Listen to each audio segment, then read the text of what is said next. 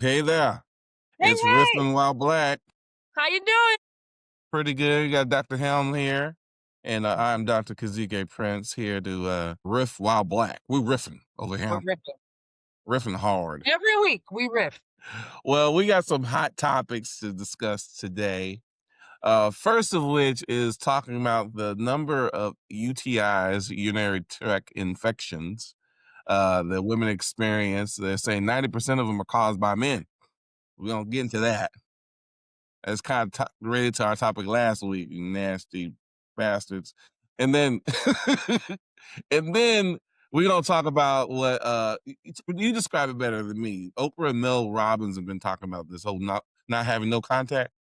Yes, encouraging people, not to go no contact with their families, which is in kind of there's also a topic about filial responsibility coming up. There's some state laws that says that children have to take care of their parents Mm. financially if their parents are infirm, so we should talk about that.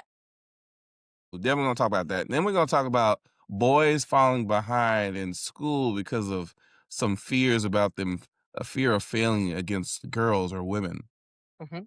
Next topic, which is kind of related, is the impact of the elimination of DEI and how it's actually leading to fewer men in college, Mhm. which I think is interesting. And then we have a side eye. Y'all up there in Michigan ain't, something ain't right. The coach up there just got fired. He over there messing with them young things, give him a little taste. Brothers. Some brothers say the only reparations you're gonna get is getting with a white woman. I'm like, what kind of nonsense is that? Anyhow, that's our side eye Yeah, for that's today. We terrible. gonna get Okay. into that. Yeah, that's Anyhow, terrible. Okay. Mhm, mhm. it's so terrible. And so our first, You don't our even have to say first, that. That's terrible. I'm just repeating the idiocy I hear sometimes. So we're gonna start with our grounding card today. Our grounding card today is speaking my truth might look like blank. Speaking my truth might look like blank. You want to go first? Yeah, speaking my truth looks like emotional honesty and genuineness. Yes. Yes. So, Yes. not being down with the fake. Yeah, I speaking my truth definitely. I'm feeling that need to just be honest. And the struggle is real. Things are tough. I'm having some days in the shadows and some days in the light. So definitely speaking my truth is looking like that. Yeah. Plus, I think in middle age, you stop caring what people think. You're like I mean, I hit middle age probably in my 20s in that, but, like, just feel like stop caring so much about what other people think about you. This is so true because you and I have been talking about some of the hateration that we've been receiving online, and it's like after a while you just gotta like okay, whatever, whatever. Hateration, holleration, Yeah. you singing Mary J. Holleration, Blige. holleration. And we're not even gonna talk about the P Diddy documentary that came out on Netflix. But that's a whole other, a whole That's a other, whole other podcast. That's another that's a podcast. whole show by itself. It is. It is. Anyhow. Yeah. Let's get it. Oh, so what you want to do first? You want to do the UTIs? You want to get into that? Sure, I could talk about that. So, UTIs are urinary tract infections. Women tend to be more prone to them than men, although men can get them too. Anybody with a urethra, but it's kind of a known fact that you can get UTIs if you are a woman having sex with a man, right? And it's by sort of bacteria introduced into the urethra. And, I can't remember the male nurse's name on TikTok who was talking about this. I think he did a great job. Terrible. Sorry, I can't remember your name. But Okay. he said that over 90% of UTIs are sort of related to having intercourse. And so his point was, ladies, if you're having sex with men, ask men to, and I guess it could be, female on female sex too, but wash your hands before putting your hands inside of a vagina. Right, wash your penis before you do that, right? Because anytime you are introducing bacteria, use condoms, right? Then, she may end up with a UTI. And of course, it harkens back to our earlier conversations where we're talking about people not being comfortable having this conversation. But when you are introducing, and UTIs are painful, painful, They painful, are. painful. Yep. I mean, I die because I'm extra grown. I've been told by more than one woman I ain't doing nothing unless you taking a bath or shower. And I'm like, you ain't got to tell me. I'm grown. So but what it makes me think is Yeah, that women have, and men, I guess, have been with people where they have to say, hey, bathe yeah. yourself before we do anything. And I'm like, isn't that common sense? No, it's not common sense, number 1. 2, when people start getting hot and heavy, they don't think. They ain't thinking. They just came from the field, And right? 2, when you're doing things with your hands, right, you need to wash your hands, right? Because this will most definitely lead to UTIs, which are very painful and untreated can lead to kidney stones and kidney infections and things like that. And if you've ever had a UTI, that shit is painful as heck. So, Well, you know what? I know, you know what? I'm asking you these questions, but at the same time, this reminds me of a story. oh, here we It go. was back in the Story day time. when I was working at Whataburger. I don't know if you know Whataburger, but Whataburger is a very I've popular heard of place it. here. We don't have them up in the Chicago area, but yeah. I was working in the kitchen. I was at the grill, and there was this brother there, older Wait, are you about brother. to tell a nasty story where people are gonna No, lose? it's not too nasty, not too nasty. Just but it's related to the topic. Okay, okay. So before he left to go out the door, they said, "Hey, could you put some more jalapenos in the thing, in that little container?" We're like, "Okay." Lord, I know where this is going. No. So he gets the jalapenos, he puts them in the container, and he leaves. He comes back the next day. We said, "Hey, how was your date night with your girlfriend?" And he's like, "Man, you just don't know. We was hugging and kissing. Next thing you know, she's like, oh." He's like, "I thought I was doing something." Next thing she's like, "It's hot like fire." That's Physical terrible. Yeah. Oh, yeah. the whole night, never washed his hands, and he had jalapeno juice on his hands. Oh my god. Lord Oh, have mercy. poor So woman. That's it awful. makes the point. It I mean, he does make went all night. He went to dinner. He, lovey-dovey, that's huffy nasty. tuffy, and Yeah. I'm Well, like, and poor that woman. I mean, just I feel awful. bad for her, boy. That was Yeah, 100 years ago, but still, that's it proves the point. You got it does. brothers out here not washing their hands, not And by the way, bathing. anyone who has a problem with that, that is not someone you wanna get with. Come on, baby. You're That high shouldn't be an strung. Oh, argument. hell no. Yeah. That shouldn't be That's an not someone argument. you wanna get with. No. Mm-mm. That should be not no debates. You be like, Really, we should be educating people, like, about this, like, common practice, wash your damn hands, right? Wash your genitalia before you mash on people, right? Like, this is something to talk about because I really think you "Man, well, it's true. And if you be clean before you logistically, that's mash." true. Logistically, it's true. Wash before you mash. That's right, right? Like logistically, it's true, right? We should put that in bathrooms. Wash before you mash. But seriously, I think that a lot of times women themselves don't know or are embarrassed to say something. True, Men may true, not know. So it's true. again, it's an education issue, right? Where yes, you need to wash before you mash. Everybody need to wash. Yeah, but it's crazy that he said 90% of them are caused because of That's this what he said. the bacteria is on people. And the thing is, I've heard over the years, people talk how easily they receive them and how they have to treat them, and it can be very expensive and times consuming. And so, it speaks to maybe how simple the solution may be for a lot of folks is just cleanliness. Well, yeah, well, think about it. When they found out, going back to like the 1700s, the 1600s, I don't even know. So that may be a misquote. We found like, ooh, if we washed our hands before you did surgery on somebody, Yes, they might not die, right? So you may not die from yes, you stole it. well awareness of germs and all that good stuff. Yes, That is yeah. crazy. But you know what? This is that simple conversation people should have with one another, or like the conversation we're having now, just putting the information out there and saying so much could be avoided if we just wash our hands, bathe before we decide to. And yeah, you can get hot and heavy and stuff, but it's all right to pause. Matter of It fact, really is. you might take it to the shower. Hey, baby. Maybe, but I don't think this being discussed in health class. Nah, they need No. to clean your But and then ass. who has to figure it out? She does. Well, Yeah. you know what? It's funny you say that because that's usually like it's not the guys. Well, again, we're using it's a little bit stereotypes, but I think it's partly true. It's not guys saying, "Hey, let me go make sure I'm clean." It's women having and the responsibility should be just on women, right? Exactly. Exactly. Yes. Well, I think And that's good information to that have. advice is 90%. for any couple, same-sex couples, right? Like straight couples, Mhm. whatever you doing, wash before you mash. Wash your hands, wash your part. We got new T-shirts coming out next week called "Wash Before You Marry," Wash and we before you ain't talking about the potatoes. no, no. Wash before you cook them too. So, mhm. Well, I think the other 2 topics excuse me, the other 2 topics are related, so let's get to this one about Oprah and Mel Robbins, about this whole no contact business.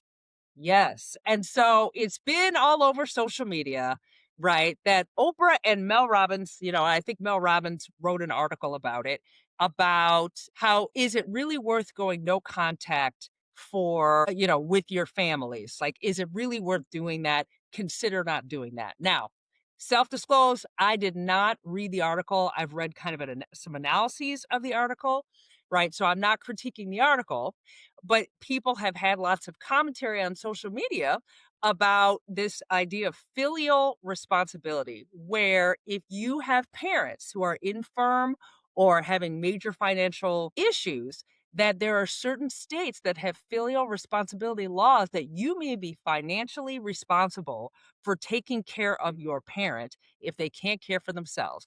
And for people who have gone no contact, they're like, what the hell you mean? I have to take care of somebody who abused me or somebody who I haven't had contact with. And so it's quite caused quite an uproar, and I see why. Yeah, that's a tough one because I mean, there's clearly the legal responsibility that you have, but I don't know. I mean, there's plenty of films and ideas that people have come across where they've had no contact with a family member, and then near their deathbed, they show up kind of in this kind of dramatic, grand gesture of sorts. That's But a hard typically one. doesn't go well anyway. No, No, because all the hurt and everything else is still there. But, can you imagine going no contact with your parents, for whatever reason? And I don't know, there's a lot about people who do it for no particular reason, but I think that for most people to go no contact, it takes a long time and there's a reason why they do it. I'm not going to judge somebody's reason for doing it, right. but there's reasons why they do it. To have the government show up, knock, knock, knock. By the way, they only have so many Medicare benefits. You have to pay for this parent. And you are totally unfamiliar with the law. I never heard about filial responsibility. I was like, huh? No, and I'm not familiar with it. I mean, but it reminds me of kind of like the responsibilities a parent may have for a child when there's child support, right? Here you are, la-di-da, living life, and, of course, more people are kind of more critical if you don't take care of your kids because the kids considered more vulnerable. But I guess you could see adults, especially elderly adults, being vulnerable in the ways that children are kind of maybe. I I don't know. know. I just didn't know there were laws about it. And I can't imagine, like, if you don't have a relationship with that parent and you get a nasty surprise that all of a sudden you have to pay their bills or you have to do whatever. I mean, these are very tough situations. So I thought it was interesting because I didn't even know that filial responsibility existed. Well, and again, I'm not familiar with it, but I imagine part of the reason you don't want to have no contact because then if there's a relationship of some sort, and maybe relationship is too big of a word in this situation, but you have some kind of contact. And maybe it's a real basic one where you're kind of aware of their health and well-being and eating and do they have somewhere to live, that kind of stuff. Those basics are taken care of. And so maybe in some ways you're maintaining some level of contact, but it may not be the deep relationship that many of us Yeah. dream of. Well, I don't and know. what responsibility? So let's say if you had a parent who was literally an abuser, what responsibility does that child have toward the parent to take care of them at the end of life? Like that is a deeply uncomfortable question. It's like, oof. Oof, that is it's rough just to think about. Like, Yeah, I it gotta take is. care of this fool who abused me, and now again, the situation I'm imagining is one where the parent is, physically ill or just elderly and really not able to take care of themselves. I mean, one of the things you wanna make sure that they're not being abused by others, but also by not a child who's like, "I'm gonna get some revenge on this sucker," and so there's a responsibility there, Oof, that's tough. Well, and this is a little off topic, but in the United States, we do not have systemized care as people get older.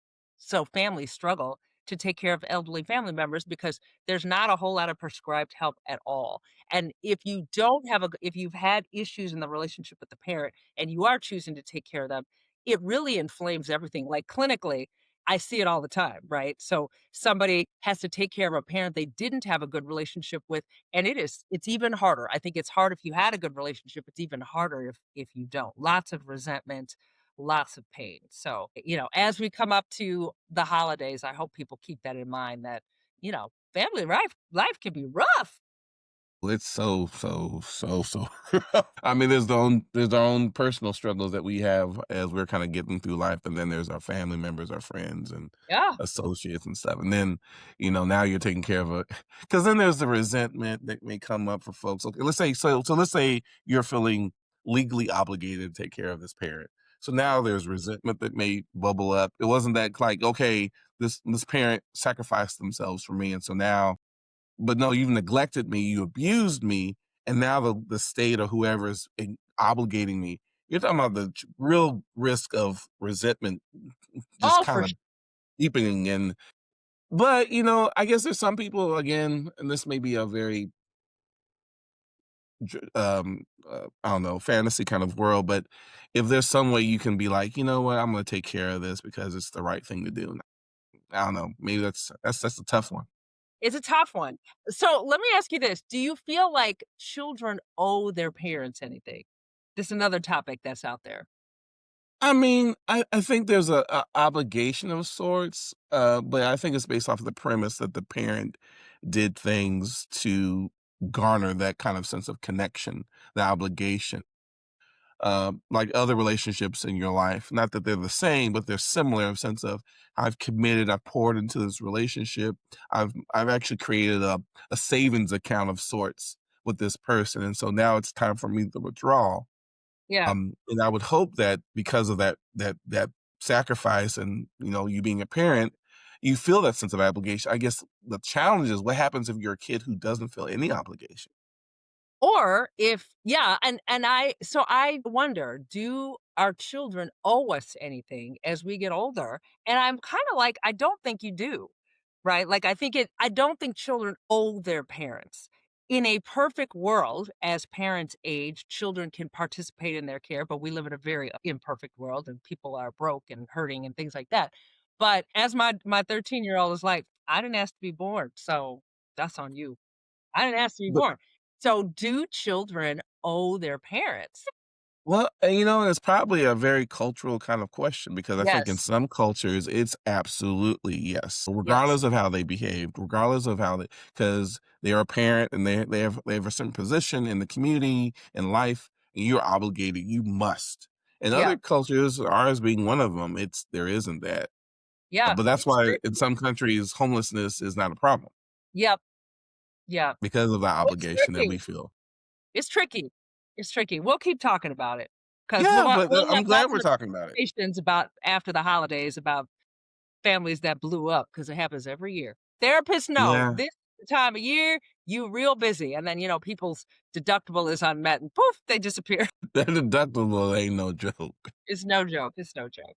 Woo, Lord, Lord, Lord. Well, let's talk about this about the roles of male in education. The one I want to start off with is we found out that well, okay. The first thing is about college students, right? And college students, well, we found out there was a story somewhere, I forget, it was Time or the New York Times, where they're finding that with the elimination of DEI programs, which includes people with disabilities, includes people with veterans, includes all kinds of folks, right? They're finding a reduction of white men being admitted to college because what they found out is that if we had done a blind admittance to Yeah. college, there would have been an not unfair, that's subjective, but more women would have been admitted to colleges instead of men. But to have more gender balance, they would admit more men. Now, it doesn't mean these men weren't qualified. Let's get away Yeah. from that idea. They were Yeah. definitely qualified. Yeah. But again, we're seeing a reduction because of the elimination of these programs. And I think Yeah. that's something that wasn't foreseen as a challenge, but it's something that's clearly a challenge you're seeing at some of the elite schools across the country, which is kind of the point we've been making that DEI is for everyone. Yeah. Yeah. It is interesting, and I wonder too, KP.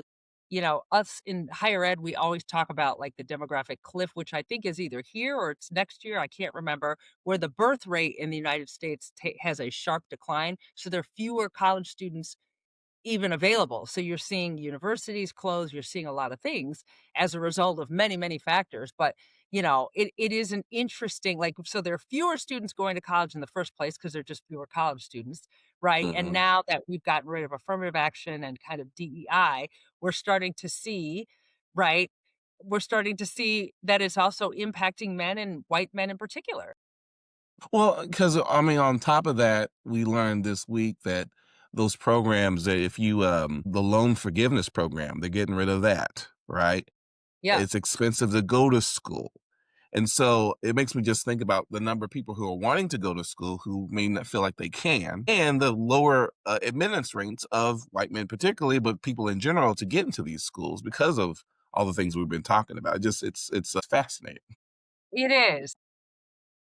And I guess for me, it's a little bit of I told you so. And again, I think people because it's the reason why it's news because I think there's a lot of people who would have not thought that white men who have been impacted the way that maybe I mean we're talking about double digits Sure. the number as far as reduction is concerned. Because we have found out before all this is that there were more women in general across the board who were better prepared for college, who were Mhm. doing better in school, who wanted to go to college, which is, I think is related to our other conversation about Yeah. men being falling behind because of competition against girls, which Okay. I don't know. What's your reaction to this idea that men are not wanting to compete with girls and women? Well, so I think in our kind of culture, like patriarchy is real. All right. Mhm, Male dominance is real. And it's the trend has been that girls and women are doing better in school. So, mhm, one, as a woman, I'm like, that's really interesting. As a mother of 2 sons, it's concerning, right? mm, Because it feels like boys are being left behind, and I don't understand all of the factors, right? Like, for me, I don't want anyone to be left behind. But I don't think that we want to, right, uplift boys and men and sacrifice like, I don't think this should be a slam on women and girls who are doing right, well, right? right. So we have to figure out what's going on, right? And there are any number of factors here to consider. We have to figure out what's going on to give boys and men the support that they need, as well as congratulating girls and women for doing so well. Well, one of the things that came up, and Too this often is we definitely see things as like a zero-sum game, right? It's yes, work together, and exactly. I don't like that thinking. I think it's damaging. Well, it's damaging and it's a sabotage. It's a lose-lose kind of situation. They can't succeed if I'm failing, right? Right. And I think one of the things that this article brings up is that there's a cultural norm that men cannot accept failure against women and girls. And I'll use sports as an example. I remember when I was running cross country and track. There was a young woman, who was particularly talented, and she was faster than a good number of the guys. And I Mhm. remember if it wasn't just amongst the guys, it was the coach who was like, "Don't let her beat you." Because the idea was if you're a guy, just because you're a guy, you should be faster than actually one of the most talented girls, not just at our Yeah. school, but in the district, Yep. that you Yep. shouldn't lose to her. And I remember going, snap, I don't want to lose to her. And I worked really hard, but I fed really easily into that model that And did somehow she kick there's your no way ass? a girl Did she kick your ass? on that. There was a day she kicked my ass. I'll be honest. I mean, Yeah. I was like, ooh, right. But internally, even losing in that moment, I felt the sense of I'm not working hard enough. I'm not trying hard enough. Yeah. And I hate 'Cause to I let admit a that girl beat me. the And girl, we I think we have to really it's not like you're taking gender out of it, but that's part of patriarchy where it's set up like men are never supposed to lose to women. There's something wrong with mhm, him if he loses to her, she's always supposed to be under him, right? And to me, that's problematic thinking. And, it can lead in some ways to gender-based violence and things like that because you're not supposed to lose to a girl as opposed to recognizing her talent. So right. But I I don't could like see that same mindset playing yeah, out in engineering, in medicine, in our yeah, field, that if I lose to her, somehow she's inherently not as prepared or as talented And this plays out with race and other issues as well, It does. but Yeah. clearly I see it on a regular basis. I mean, especially in industries that are heavily male dominated, the Yeah. idea that they would lose to some woman, I mean, who is she? Is the Right, you're never mentality. supposed to lose, and I think the article you sent me said, like, we need to normalize to boys losing and winning against girls and women should be normalized. And I'll be honest, because one of the things they said in the article is that it's not creating a kind of a male affirming space is not the solution either, right? Because I think that was kind of the initial reactions. Well, we need to create spaces that are affirming of men. I said, well, the space is already affirming men. So what are you Yeah, talking about? right, right. But That's I'll kind of be the honest. default. Male affirming spaces are sort of the default in certain places. Right, but what you make me think about is getting used to losing and winning, right? And so I remember I went to a middle school where we were undefeated and it felt really, really good. And In then what? when I got oh, I'm sorry, in football. We got Oh, undefeated in okay. football. But then I Alright. went to Prairie View, A&M University. I'm very proud of my alum, but we had a losing streak for 10 years straight. 10 years straight. And when you get used to losing, you get humbled. You learn a lot. It feels like things are just falling apart around you. You can't figure out what is going on. Is it the Yeah. coaching? Is it the lack of funding? Is it us? But it's also opportunity to learn about yourself, about what you can do differently and better. And so that I think that culture of humility and learning about yourself and dealing with struggle is probably part of the solution, right? Hope so. I hope so, because again, I think that when men tell themselves they're never supposed to lose to a woman, there's something wrong with them as men, like their masculinity is threatened. It can often end in gender-based violence, sexual harassment, sexual assault as a way to reestablish dominance. In some ways, it doesn't work out well for women. Well, and that's I mean, it's more than unfortunate. It's a travesty. It's an injustice. But what I hear you talking about is it's not just men getting used to losing against women. It's the consequences of men's inability to manage that, and it turns into violence, whether it be verbal or physical towards women, and that's intolerable. But it's a major issue that we're dealing with, Yeah, yeah. and it's sickening actually. I don't know. I just feel like there should be like this chorus for the bros or whatever. We're like, all right, this is how we gonna do this. And then, because the truth is, we have to lose against each other all the time. And there's a culture that's centered around sportsmanship, right? Yeah, You yeah, lose but well. sportsmanship for men and boys, Yes, yes. not And kind of so, sportsmanship for athletes in general. right. And, if you think about it, like, superior female athletes are devalued and undervalued. Like, if we look at even how much they're paid, how much they're Hmm. followed and watched in terms of televised games and things like that, Right. which is a way to kind of uphold the current system. Like, which athletes make more money? Who do we like to watch and see, right?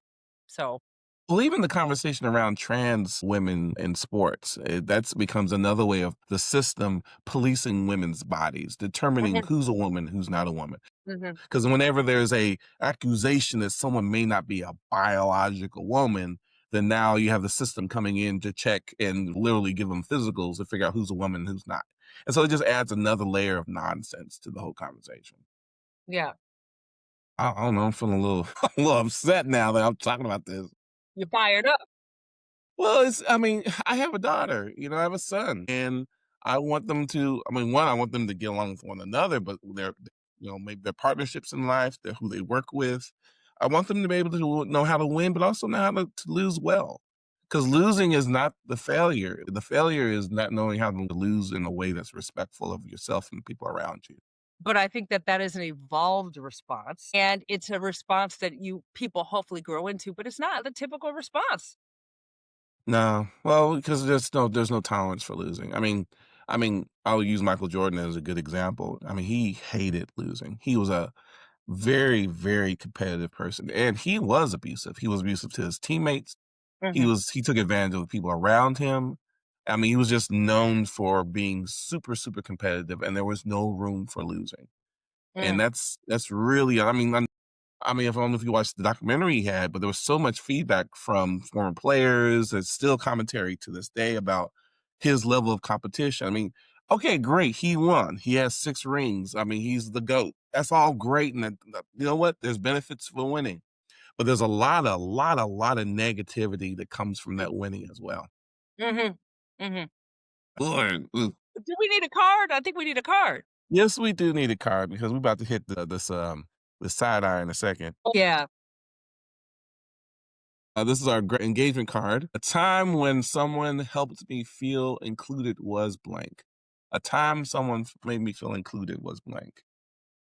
So I've been at my current job. I have multiple stuff going on, but my current job, I think they did a good job to help me feel included and welcome me in the space by making sure I adjusted well. And this is a long time ago now. This is like 25 years ago. But I remember that's why I chose to work for that agency because they brought me in, they acted like they wanted me there, they mentored me, and so I was very lucky. That's cool. I like that. One time I felt included was at an organization, a relatively large organization, corporation space, with a pretty, very predominantly white community of sorts. And I had a supervisor. I'd been there not very long, maybe a few months, and they had took the time to find a book that they thought I would like. And I forget the name of the book off the top of my head, but it was exactly the kind of book that I really enjoy. It was about, I think, becoming this leader, a certain kind of leader or something like that, and it was Are you a all up in short your read. feet when your fifis, along your I feelings? mean, I felt seen and heard. Yes, I Okay. did. And, it was nice to be seen and heard in that way. It's funny, I'm not how they talk about love languages and people who like, receiving gifts. Mhm. I'm not that person, but every once in a while, there's sometimes a gift can be the right way of showing me, Nice. being included and all that good stuff. So yeah, yeah, yeah. Nice, nice, nice. Cool. Well, let's Okay, get we to our ready? side eye real quickly. You chose this one, it's on you. Well, okay. We have the former head coach of the University of Michigan football team. His name is Sharon Moore, I think is how you pronounce his name. And he's African American. He was hired after the former coach had won the national championship and left to go be a head coach in the NFL. I believe he went to the San Diego Chargers or LA Chargers is what they're called now. And so it was a big deal. He's African American, and she's from University of Michigan. You know, Michigan has this, was one of the champions of diversity issues, and so here they What? are bringing this.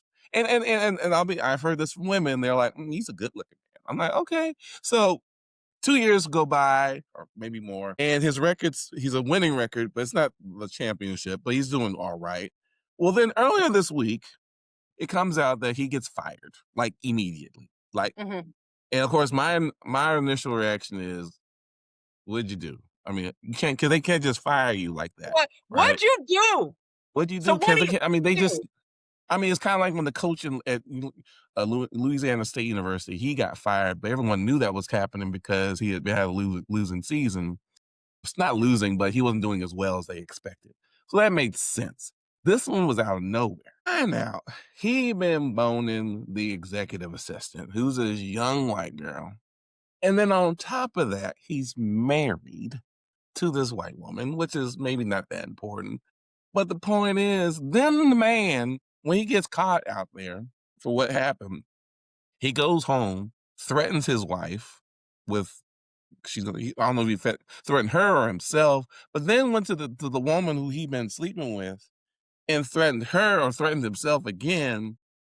And then another part of the story is that she might be pregnant, which is maybe why So, this all came up in the first is the place. threatening part alleged or actual? It's all alleged at this point, Okay, it's because all it's too alleged. early in the Don't get process. But he assumed, was alleged, arrested. alleged, alleged. Okay, Well, yeah. we can confirm this Okay. all alleged, but we can confirm is he was arrested. Now, why was he arrested?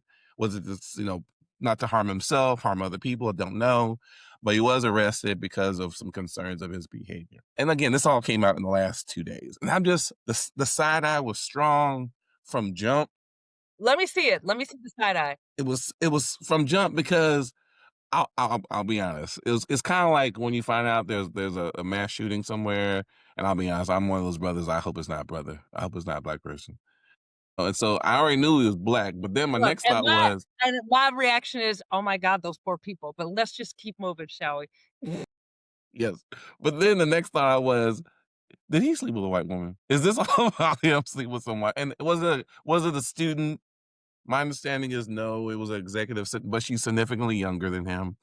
So she has a student energy, I guess. I was just, come on, man. I guess you know what Well, it is playing into that stereotype, you know? that, but when you're any kind of a public figure and it's a Big 10 university, right? You are African American and an African American male, which makes you hyper visible. And you are a representative, a national representative of the university, Of right? You black know that people. expression, "Don't shit where you eat." What you doing?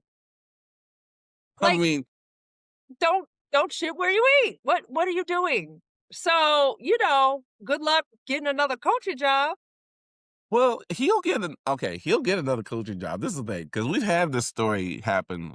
I mean, there was the former coach of the Boston Celtics was his brother, and he has slept with some staff member, and he did this while he was still dating the one from Friday, Real Pretty Sister, Okay. Nia Long. He was Nia Long, yeah. dating Nia Long and messed with some other woman who's part of the organization. They broke up. Now he's the coach over at Houston Rockets, who are actually doing kind of good. So he'll get another job, but it's just like, bro, why are you going through all this drama, man? Just I don't know. I don't don't know. do the drama, man. Just avoid the drama. And then I heard from another brother who was like, well, why if he's messing around, maybe his wife isn't taking care of things at home. I'm like, no, bro. You know what? I can't even. Please stop. That is not an excuse. I mean, no, I can't. No, no. That But yeah, I figured I'd his bring it up wife's to you. fault that he cheated. It's his wife's fault that he cheated. Get out of here. No, I reject that. But people are always kind of trying to come up with some rationalization for these The circumstances. rationalization is he made the decision he made. Yes. The And he rationalization is you appeared to be in full control of your behavior, and that's a decision you made, which you didn't intend to make public, and yet it was publicly made. and if he allegedly tried to hurt someone or hurt himself, it makes me think something else is going on with his brother. He seems like he might need some help, which maybe he does. I don't know, but so yeah, I brought it up because I was like, Right, you lost that good job. Look at you losing that good job. oh, I mean, the thing is, because of circumstances, I don't even know if he's going to make that back pay or the future pay. He's not getting back pay. Get I out of don't know. here. Whatever the point is, his money situation is gonna be jacked, and I don't know if he has kids or not, and I don't know how his wife is gonna feel. I'm like, bro, you got a mountain of nonsense to deal with. Well, mess. Yeah, you got mess. But you invited the mess, so sad, As I look on my face, sad. mm-mm. Well, that's our side eye for the day. Mm. And so, and I'll be honest, I didn't want to talk about Trump again as another side eye, so that's why I did that. Yeah, but we'll return to that in a bit. I know you got So, our card. Okay, what's this one? yes, this is our celebration card. I spoke my truth when blank. Imma let you go first while I think of something. Well, I spoke my truth when I was like, look, I really affirmed your little saying that you came up with. I'm gonna let you say it, but when you talking about cleaning yourself, I mean, Lord Jesus, I Wash mean that before is you I feel a certain, I don't know, affirmation of hearing this because I'm not the neatest, cleanest person in the world, but I bathe every day. And when I hear right. these stories, particularly about white people taking a shower maybe once a week, once a month, or letting the water hit their legs, and I'm just like, no, I shower Is that every day. racialized or is that just is it I Well, don't know, racialized. I don't know if that is, but it's something you see on the internet where you have these women, white women and men who are saying they might just do the cooter in their under parts, but other than that, they just let the water hit their skin, or they don't use soap at all. Now, I don't think this is a Would you national admit that epidemic. in good company? I don't know. I don't know. Why would you tell people that? People don't need to know. They'll figure it out if they're close enough to anyway. So, speaking my truth, I think, we added sexual health topics each time. And I think that there is a truth in talking in an educated way about sexual health. Like, I think that people have questions. I think it's an incredibly important topic. And so, anytime I bring a topic about sexual health, I think it's speaking truth because it's speaking truth to power with good information. Yeah. Well, and I'm really glad I am actually excited that we're talking about it now. Someone might say, well, you excited to talk about sex in general. No, I'm saying this is important information for us to be It talking about in is. our community that I It think is. gets ignored and not discussed at all. I And agree. so I agree. I'm so happy that we're making this a priority. I mean, we're talking about a lot of other things, but We we're are. going to have this as a silver lining that connects all our episodes. So this is We great. are. Yes. Well, everybody, I hope everybody's doing well. And I'm in the tundra right now. I'm sure you're not in the tundra where you are, but I'm in the tundra. So I hope that those of us in the tundra are keeping warm and keeping strong. Yes, yes. And I'm not in the tundra. I think today's high is 68. Oh, get off here. Get off. It's like in the 20s here. I don't want to hear from you. You don't want to talk no more. No, I don't want to talk about that. Well, hey, it's always good to see you, Dr. Helm, and definitely want to put out the positive vibes and all that good stuff. And we'll see y'all soon on Riffing While Black. See you, everybody. Bye, Kate.